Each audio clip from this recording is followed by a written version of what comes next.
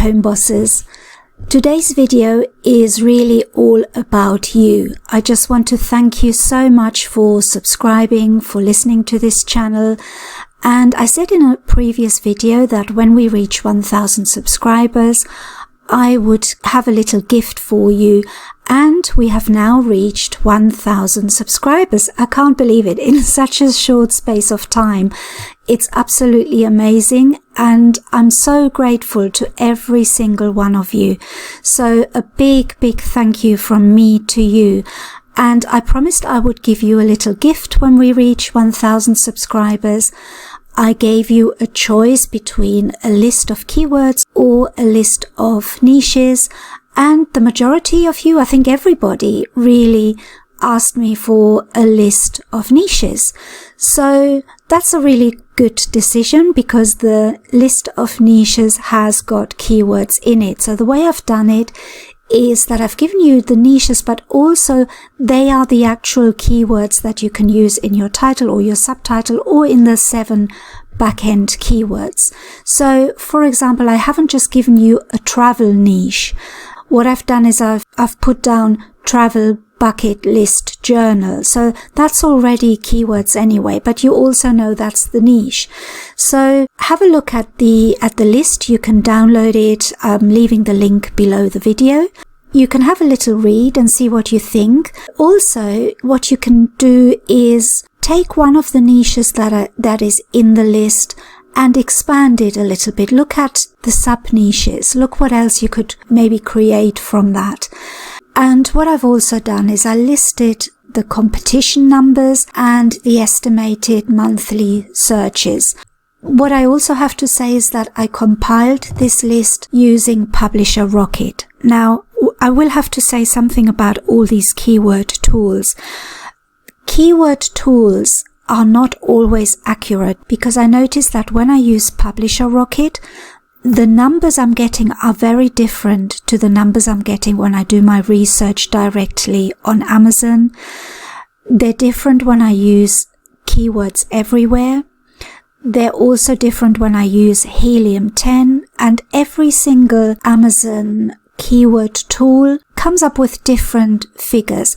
Now that doesn't mean they're wrong. It just means that when they give us estimated monthly searches on Amazon, they are estimated.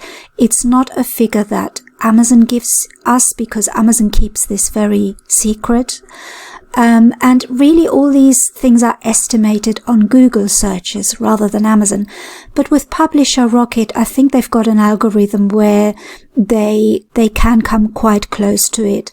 So I'm still going by the results that I'm getting because also you can't be absolutely rigid with this. For example, if you have an idea for a book and you do your research and the research shows you that actually there are so many books already on Amazon and people are not really looking much for it, I would maybe still go ahead and make that book, because if you've got an idea of something and you really like that idea and you would buy that book, then I think that's a good indication that you should still make it, because like I said, the research is not always accurate. The tools that we use are not always accurate. So I know from my personal experience that I've got a couple of books in a niche that's very saturated, and it's one of my best sellers. So don't worry too much about the competition. Make it anyway. It's free to put books on Amazon. So all you're really losing is your time in making that book. But I always think you're not wasting any time because you're learning the process. You're learning how to make a book. The more books you make, the better you will get at making books. And the more you will see what is selling for you and what isn't. So when you have a look at this list, some of the niches, they have a competition that is maybe over 1,000. And I always think it's better to look for niches where the competition is under 1,000 so that you have less competitors. So, for example, if I take the first niche that I've got on the list, a podcast logbook, The competition is under 1,112, so it's slightly over 1,000, but I think it's still good. You know, it's still a good, it's not 20,000 or 40,000, you know, it's still just over 1,000, so I would still consider that. And the monthly searches are 6,164, so it shows that there is actually a demand. But what's interesting, and this is something that you will have to do, even with this list, do a little bit of research, because when you look at podcast logbook, there aren't actually any books on Amazon that are a real podcast logbook. I couldn't find one. So to me, a podcast logbook would be a logbook or a journal where creators and people who make podcasts can plan their podcasts, so that there would be a space for podcast ideas. There would be a space for keywords that they can use. There would be a space for the dates when they're going to broadcast those podcasts. So I think there's a gap in the market. I don't know if it would sell, but looking at the searches, 6,164 searches and only 1,112 other books that index under podcast logbook, but that aren't really podcast logbooks. I think there's a gap in the market there, so I'm definitely going to try and find an interior, or maybe make my own interior for that and try that niche, because you do have to, when you look at these niches, you do have to go and find the type of books that are selling under those keywords.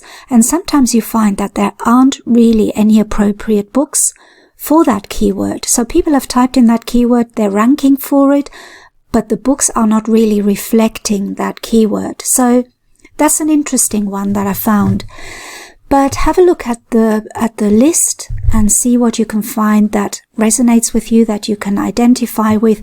Maybe you have some experience in some of these things. There are a few sport logbooks. There are a few hobby logbooks. And I think the most important one for Q4 is the planners and the diaries, the 2021 planners, because I think, you know, people around Christmas will buy them for the new year. And also they buy them as gifts. And this is the other thing I wanted to tell you. When you use this niche list, bear in mind that for Q4, what we are really targeting is the gift market. So when you use these niches, make sure that the keyword gift or present, as we say in the UK, that you have that somewhere in your keywords. So even if you're doing for example, a coin collecting logbook, make sure that you've got keywords such as coin collector gift or ideal gift for coin collectors, something like that, so that you're targeting the gift market as well. And that is so important for Q4, because we're going to get all the people that are looking for gifts, and diaries, planners, logbooks, notebooks. They're all really good gifts. So even if they haven't been selling very well throughout the year, when it comes to Q4, it's a completely different story, and you can sell a lot of the books that haven't been selling for you before.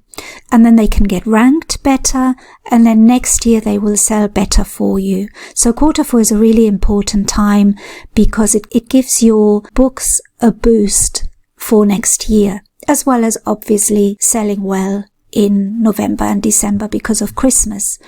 So that's all for this video. I just wanted to let you know about the 1,000 subscribers, and I wanted to talk about the list of niches that I've compiled for you, and I hope you find it helpful. And let me know what you think about my channel, what other videos you would like to see.